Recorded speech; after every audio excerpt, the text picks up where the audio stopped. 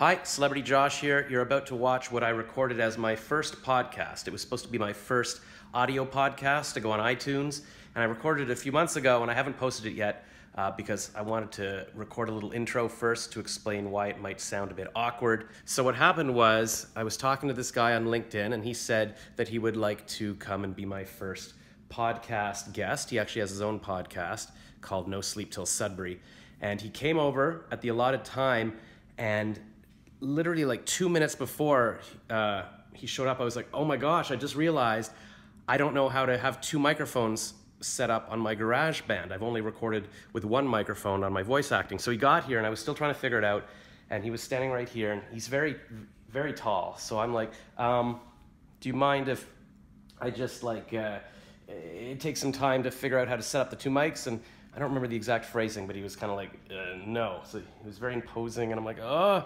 So I just said, oh, okay, let's just do it. And I just set up the one microphone here in my little office, and then we sort of gathered around it and kind of huddled, and I filmed it with my camcorder as well. But I was so nervous. It was like being on a date where, you know, like you show up late and you feel like there is no way for me to recover now. It's just going to be awkward, and I just need to get through this. I filmed it. I didn't even bother lighting it with my ring light. It was just backlit.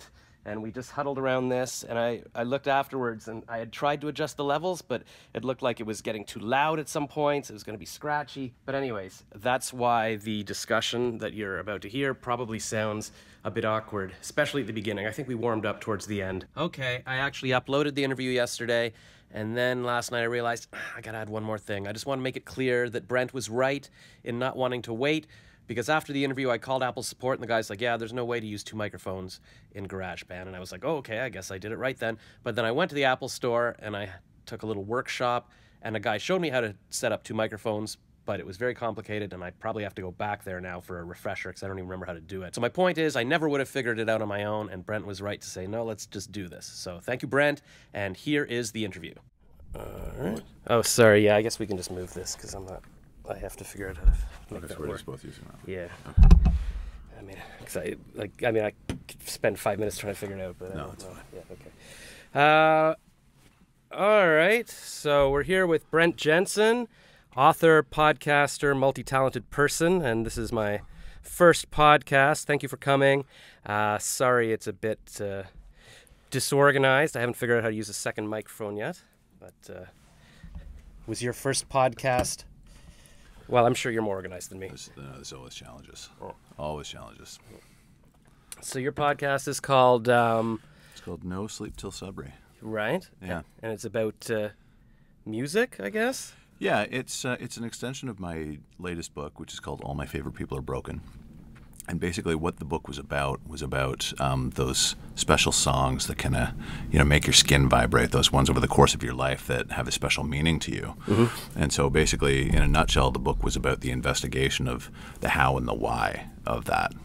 A friend and I went out into the woods with a list of those each and talked about, what they meant and why they meant what they did. And there was a whole subtext of, kind of learning about yourself in the bargain. And so the podcast is an extension of that, wherein the guests on the podcast come in and talk about the songs that make their skin vibrate. And so, recently, as you know, I had Phil Collin from Def Leppard on, which is really cool. Yeah. JJ French from Twisted Sister was on last week. Cool guy. Alan Cross has been on. So it's been really interesting. It's been great.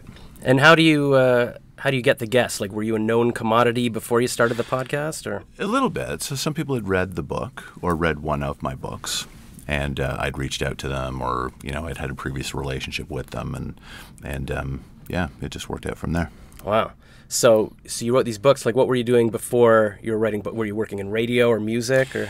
No, I was working in finance, actually. And so probably right around 2010, I started writing for webzines and about bands and reviewing CDs and stuff like that. And I thought, wouldn't it be really cool to kind of write a book stringing together those kind of articles about bands, but also relating my personal experiences about, what it was like to listen to those bands when I was a kid. Wow. Like Guns N' Roses and AC/DC and that sort of thing. And I thought, after a while, I thought about the emotional investment that I made in that music as a kid.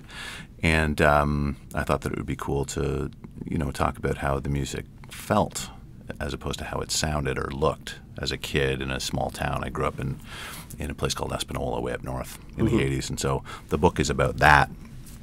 And so, yeah, it took off from there. Wow. And are you selling the book on Amazon, or how do people get it? Yeah, it's on Amazon. It's just ca.com, everything. Okay, I'll put a link under the description. Thanks. And how are the sales? Like, how are people? Like, I'm just interested myself in, becoming an entrepreneur, becoming a creative person, monetizing your business, and all of that. And so, are you able to? I guess you're able to track that kind of thing, or? Yeah, you do. Amazon helps me with that. And so they'll give you sales figures and that sort of thing. But, it's a slow burn process. When the book goes out, I kind of, put it out there and braced for impact, right? Because I didn't really know what was going to happen. And sure enough, with, through the power of the internet, I mean, the book sells all over the world. Wow. So people, and I put my email address in there as well. Yeah. And so people reached out to me and said, hey, I listened to that album too, and I was at that concert, or I listened to that record the same way. I've been to this record store that you talk about in the book. It's very deeply personal, and it was really rewarding. It was very cool. Well, that's cool. So I guess it helps that it's a topic that people already might be searching, like the certain musicians they like or whatever. Like if you were just writing a book on, hey, how I feel about what I ate for lunch or whatever, like it's not going to show up on people's radars necessarily. Yeah, exactly. So on Amazon, what they'll do is, say, I don't know, a Led Zeppelin book. You might also like, No Sleep Till Sudbury is right beside it. Right. So you get the whole rock and roll demographic is already discovering it. And I guess that's how they're discovering your podcast as well. Like if you like this music kind of thing. Yeah. Yeah, and if people search, I mean, they see my name, and then they'll see, a reference to the podcast or whatever, and it just kind of goes from there. If people Google search, they'll see, a mention of the podcast, the books, whatever, and then they kind of piece it together from there. I don't do a lot of marketing, actually. I was going to ask, how do you just sort of post it up there and hope people find it in the searcher or whatever? Yeah. I actually should start really marketing it, but I don't even know how you do that. I guess you'd buy sponsored ads on Facebook or whatever, and it would show up and say, hey, do you like Def Leppard? You should buy this thing. Yeah. I guess you could do little tests. Yeah. Have you thought of like doing video content, like doing a YouTube show or little clips from your podcast or something? Yeah, I have. I haven't gotten around to it. I think I'm on episode 33 now. Right. So it's still developing and building. Yeah. But I would like to, have a video component for it. I think that would be interesting. This is a bunch of things I could do with it, but it's still kind of, in the development stage. Oh, for sure. And a lot of that stuff, you almost have to bring in other people. Mm-hmm. There's this podcast that I listen to now. I only started listening to podcasts about 3 weeks ago. Oh. Because I just started thinking, maybe I should start one. What do these things actually sound like? I didn't even know how to find them on my iPhone. So I said, Siri, where do I listen to podcasts? And pops up, there's a podcast app on my phone that I didn't even know existed. Yeah. So I started listening to this podcast called The Weekly Planet because I've been listening to them on YouTube. So they take little clips from their podcast, little funny 2-minute banter things, and then they have somebody who makes a video throwing in clips from movies and stuff they're referencing. Okay. So I didn't even realize I was listening to a podcast when I was watching those videos. So then now I listen to the whole thing. I'm like, oh, so that's what they're doing. So they're just, using other bits. So I'm sure you could find like a little clip of your interview and get some guy to sort of throw up images of music videos or something in the background. Well, that'd be fun. Yeah. What would be your ultimate dream? Like if, you had all the success and all the money you wanted, would you be hosting like a radio show, or would you just be writing books, or what kind of thing? Yeah, I think I'd like to get into that later on. I think that a radio show would be good. I'd like to maybe teach a course at a university or college, maybe. Yeah.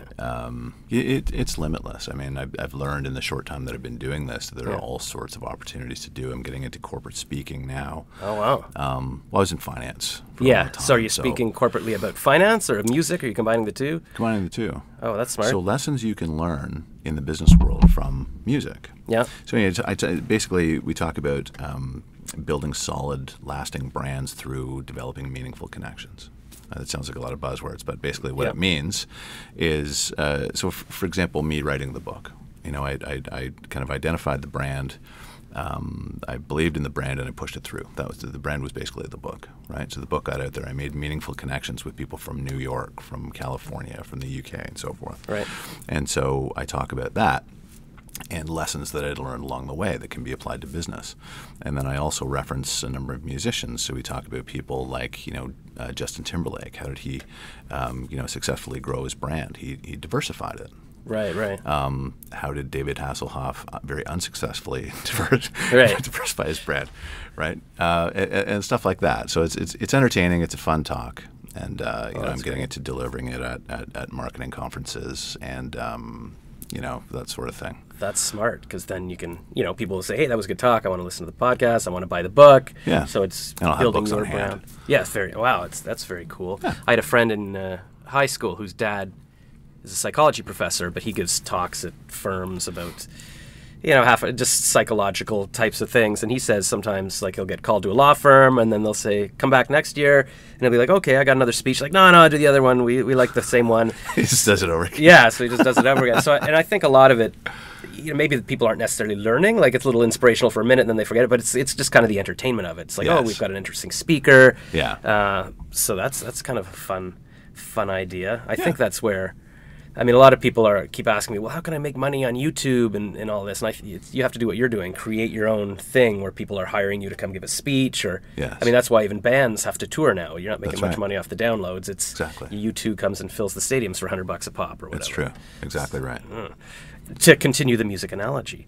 Well, that's very cool. And do you have any podcast tips for like a beginning podcaster? I was just at the Hot Docs Podcast Fest last week, and I've joined all these podcasting groups on Facebook, and everybody's like, "Oh my God, what do I do? How do I start? Where do I upload it?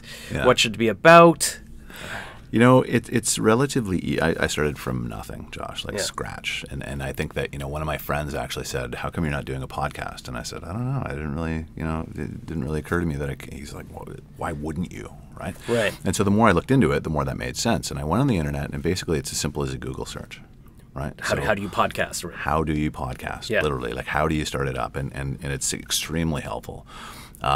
They will tell you what equipment to use, based on your budget even. Yep.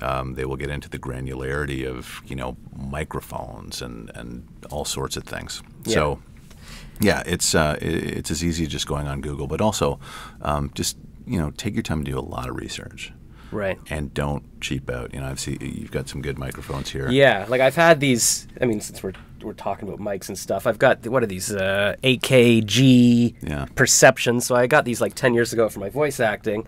I kind of made you wait before we started here because I was trying to figure out. I just realized, oh my God, I've never plugged in both of them because my sister gave me the other one. She bought another one to voice act, and she doesn't do it. She's like, here, you can have mine. Cool. But I've never plugged them both into my system at the same time to see how to record both in GarageBand. So I'll figure that out for my next one. But they sound okay. I know a lot of people buy just like the snowballs or the USB mics. Yeah.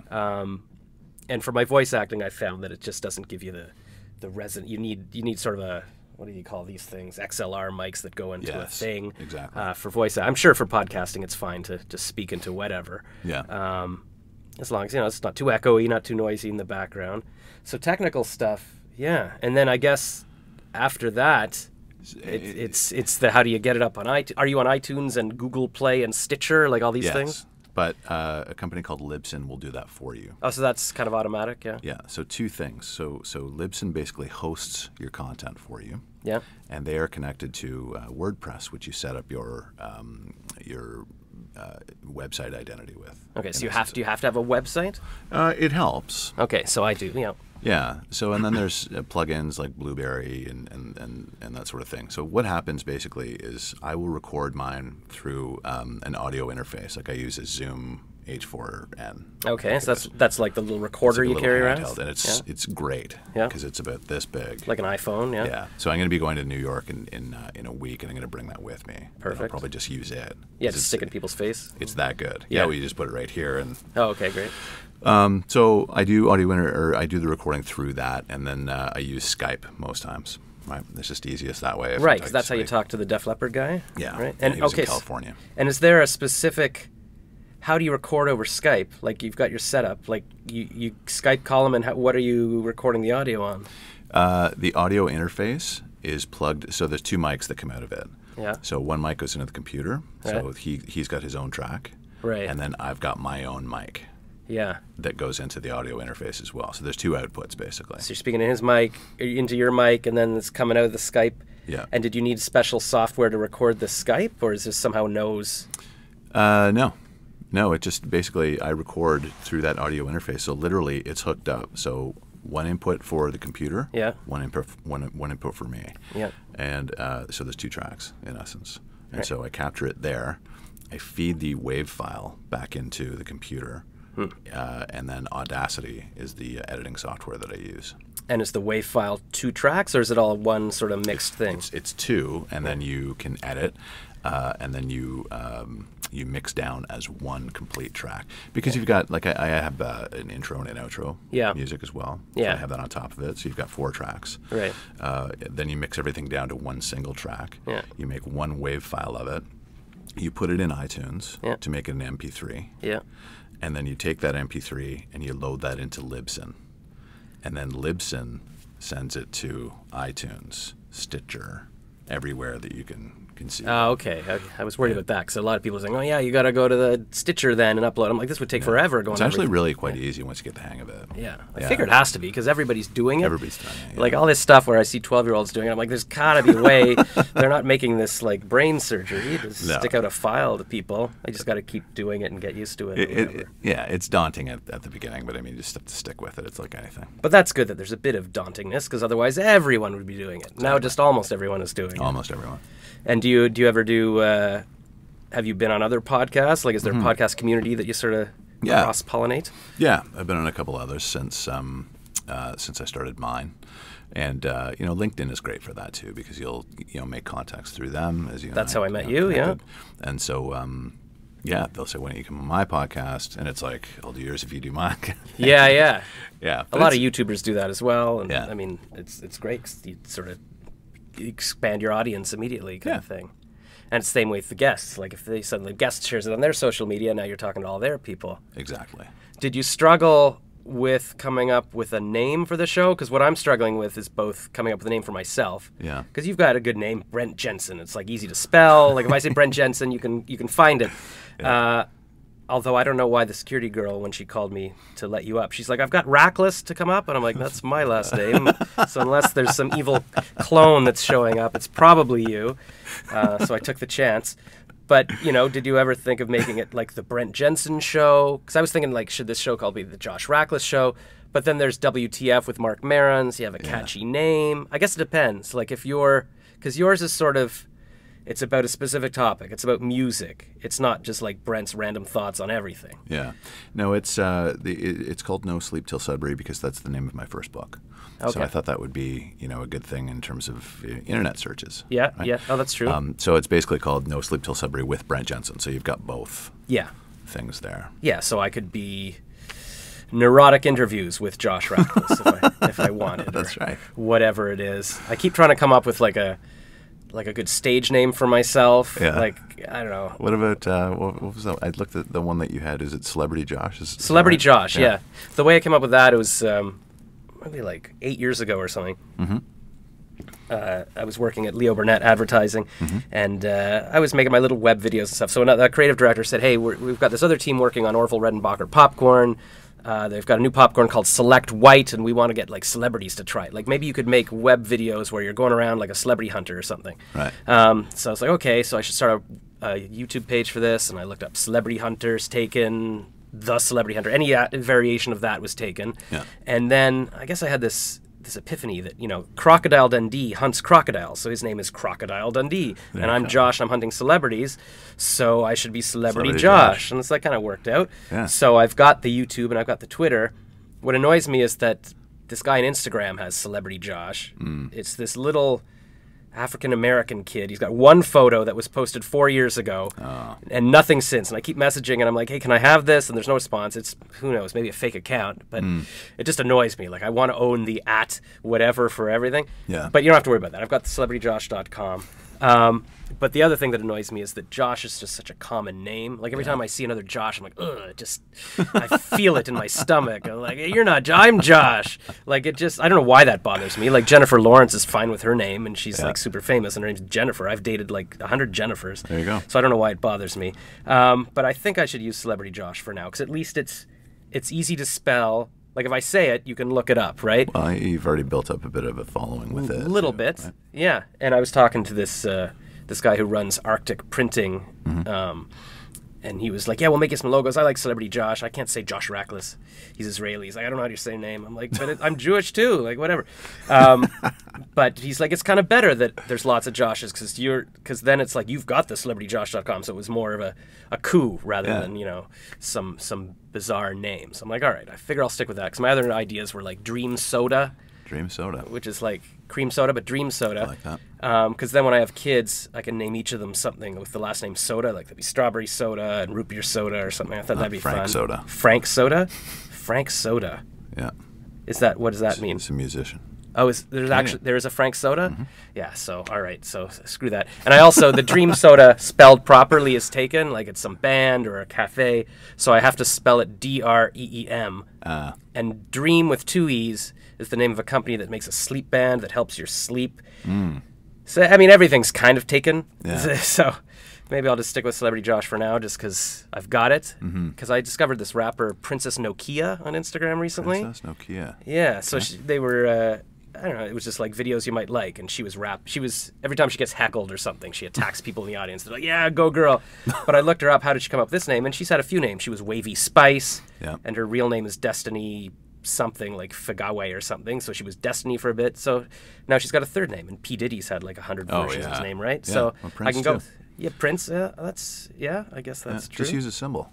Yeah, I thought of that. That won't be hard at all. Whatever. Well, I'll figure it out, and maybe once I get this running, I can have you on again. Sure.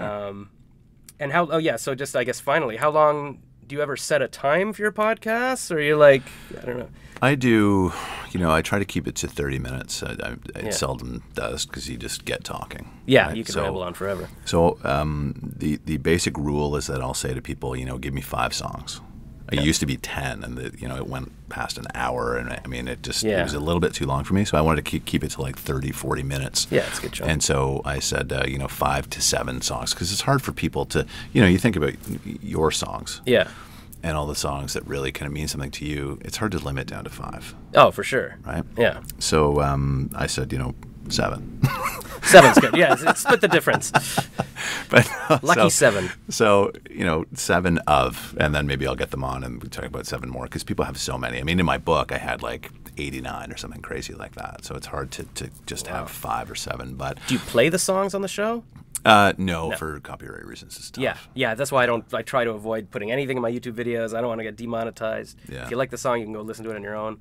Well, I encourage people just to listen along with Spotify. Oh, okay. Yeah. So click to Spotify when you. Yeah. But you don't have your own Spotify page where you can get. No, there's no way to monetize that. Referring. No, yeah. No. But I should be putting playlists of my guests on Spotify. Ooh, that's a good idea. But again, would that make you money, or would that just make them money? I don't know what that would do.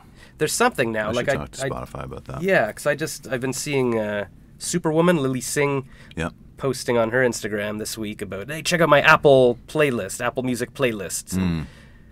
I mean, it's a sponsored ad for her to promote it. I don't know. So maybe she's just getting paid by Apple. Like, I don't know if there's a way to monetize your own playlist, but whatever gets people involved in your thing. Yeah, exactly. You can put your podcast on your playlist, I guess. I'm not on Spotify yet. I like to write songs, so I'll start doing that as well. What was I going to say? Oh, yeah, so, sorry, is that the format of your show? Like, that everybody you have on, you're like, bring me 7 songs, and we're going to talk about why they've affected you? Yeah. Okay, so that's a bit more specific than...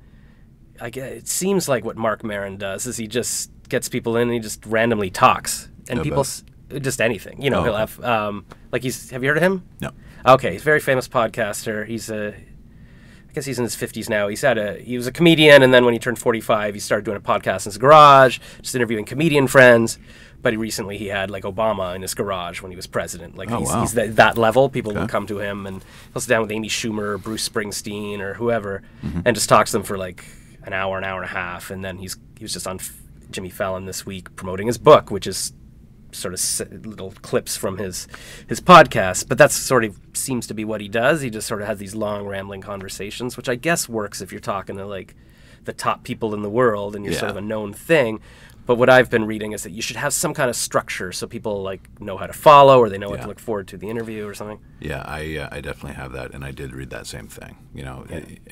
There's a certain cachet, I think, when you listen to podcasts, because it's almost like you're eavesdropping on someone, right? Yeah, so it's like you're overhearing a conversation, and you want to keep it conversational and light.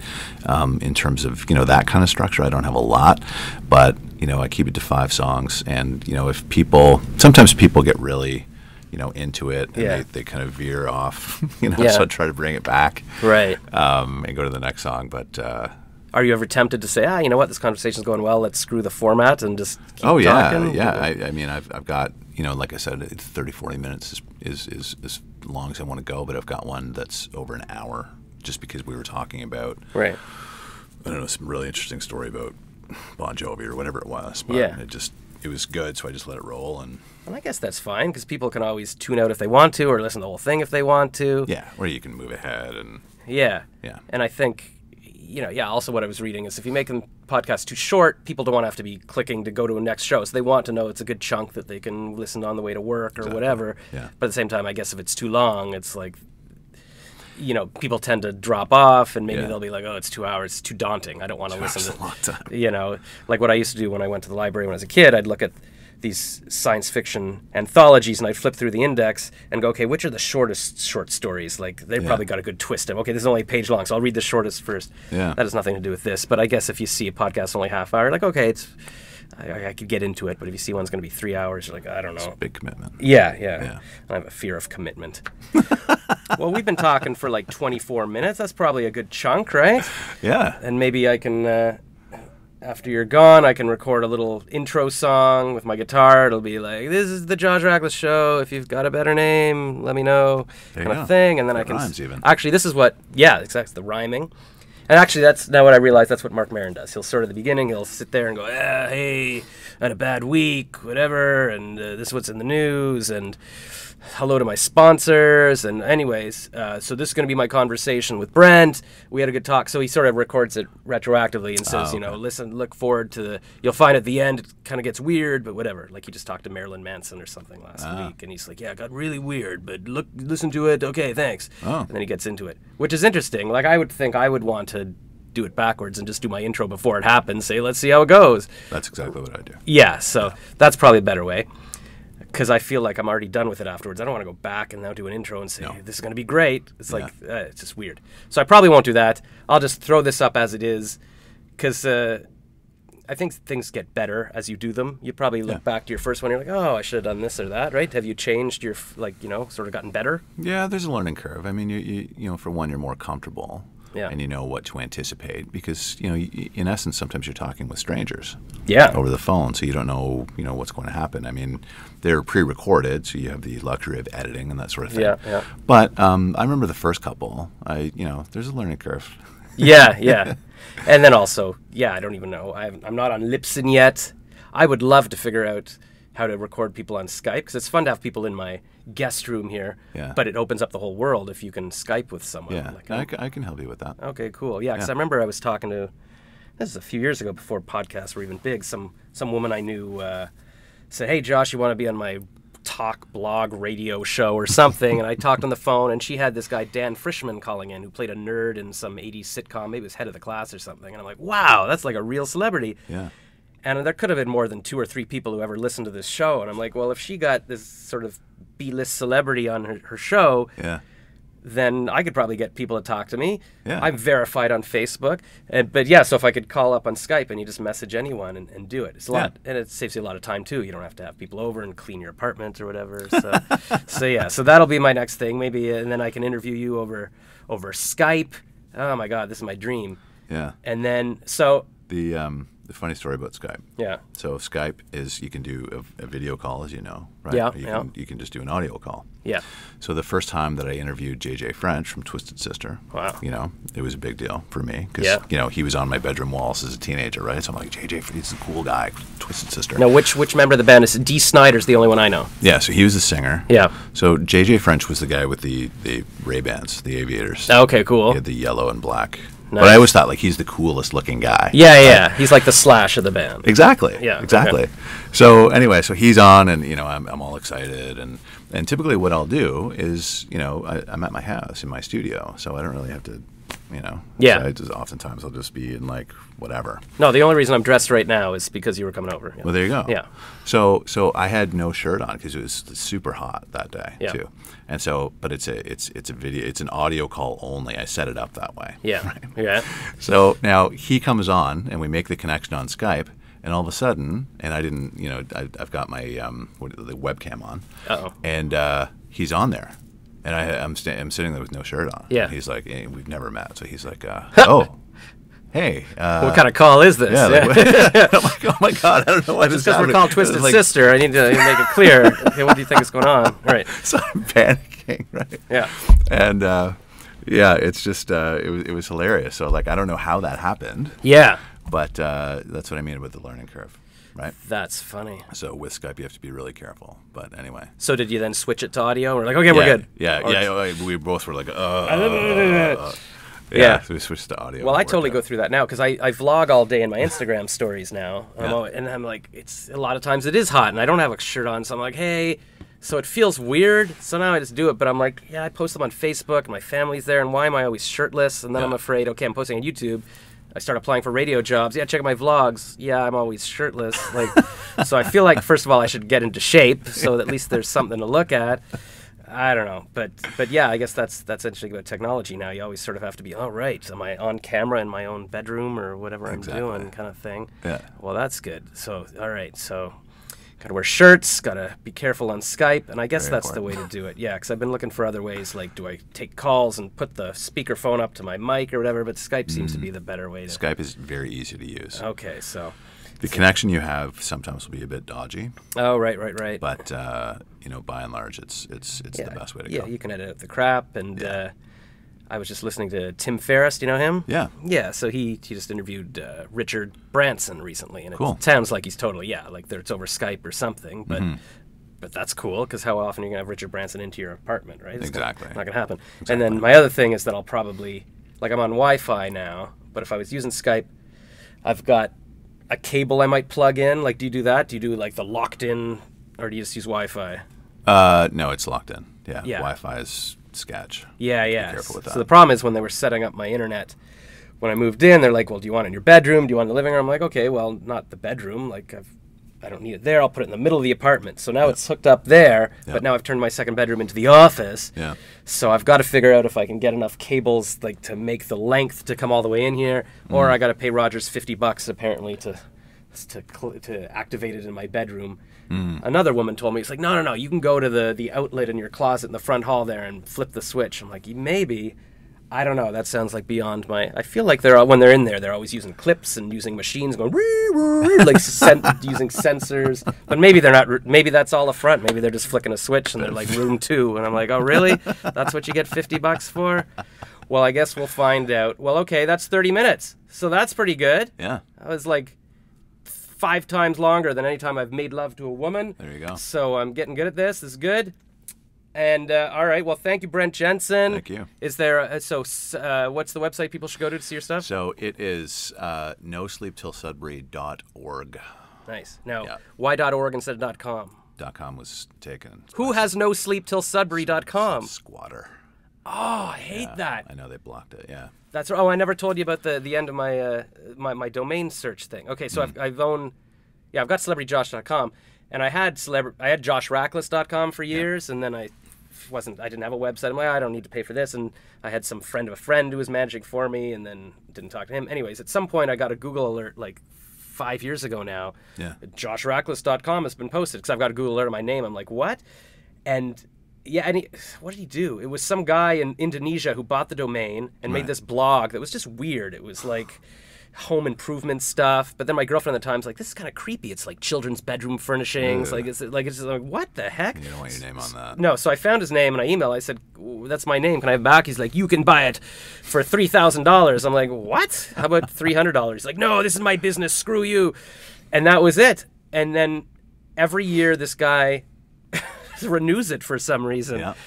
And he's not even posted. Like I kept complaining to the sites where he was posting these things, and so it's taken down. So there's nothing there now. He's literally just squatting on it for I don't know what reason. Maybe he thinks I'm like Tom Cruise of Canada, and one day he's going to cash in.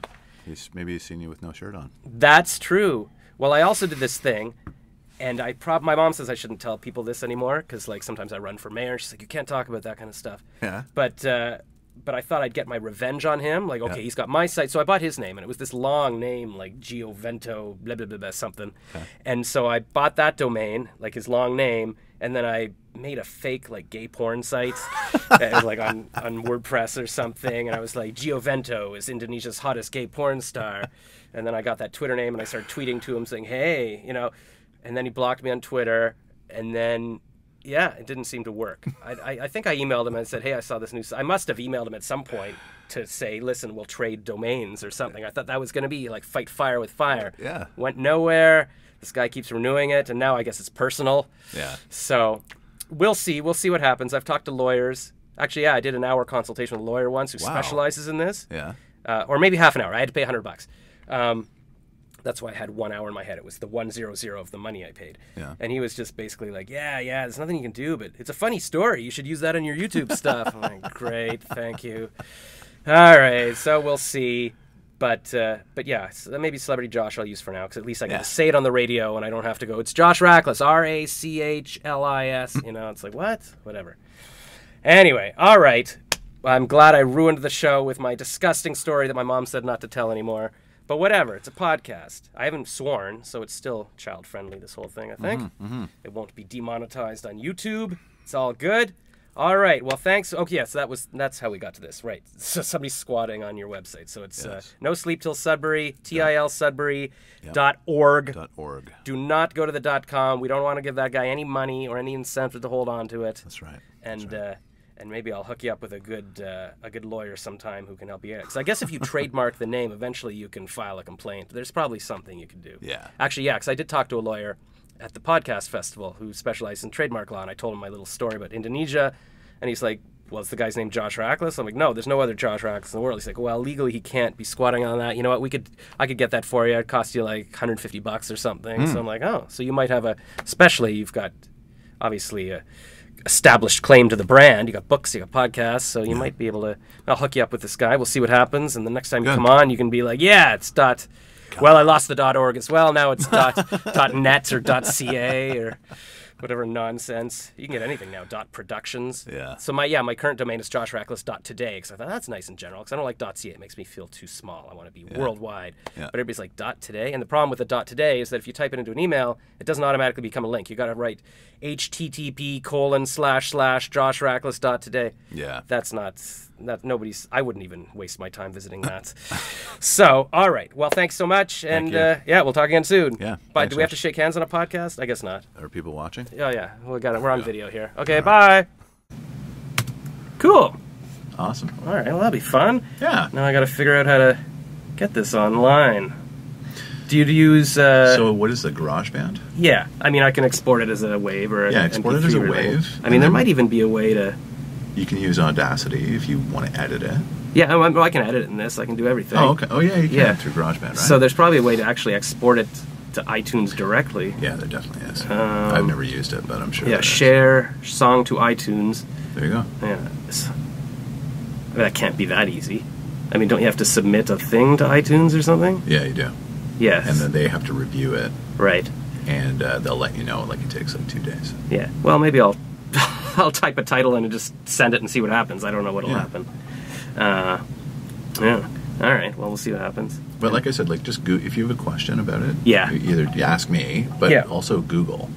I know. That's what I tell people. I mean, I've met with people over the past 10 years. I took a podcasting course last year at Camp Tech with this guy JP Davidson, who then was a panelist at Hot Docs last week, and I'm like, I've already taken this guy's course. I don't need to sit through the panel. I just need to get this. So I'm sure I've got his PDFs. Yeah. I know people do podcasts. It's not...